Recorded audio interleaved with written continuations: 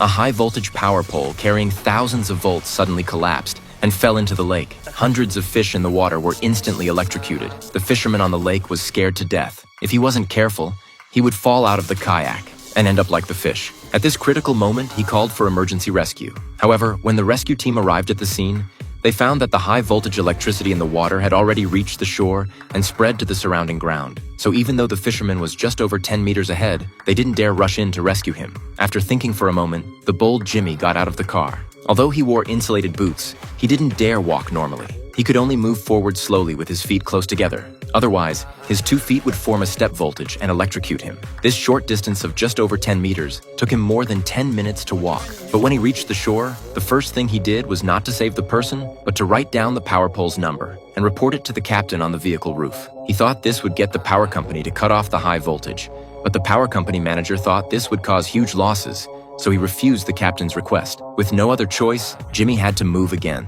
to a shore area with relatively weaker voltage. Then he had the fisherman throw out the fishing line from his rod. After several attempts, Jimmy finally caught the fishing line. And what came next was the real challenge. The fisherman needed to hold the rod with one hand and release the line with the other, and the speed of releasing the line had to match Jimmy's pulling speed. Only this way could they avoid the line touching the water. Finally, through their coordinated cooperation, the kayak was successfully pulled to shore. But as soon as he stepped on the ground, the fisherman, who had no common sense, started running in big steps. Fortunately, the captain reminded him in time, and he changed to shuffling his feet and successfully left the high-voltage area. But the rescue plan wasn't finished yet. A driver was still trapped in a truck on the shore, and this accident was caused by him. An hour earlier, he suddenly passed out from high blood pressure, causing the truck to lose control and crash into the power pole. To save him, the rescue team moved the kayak onto the vehicle roof. Then they drove the vehicle next to the truck. Then they threw the kayak on the ground. Since the kayak was an insulator, they could safely step inside it. Jimmy's plan was to lift the truck driver into the kayak, then use the hook on the vehicle to hook the kayak.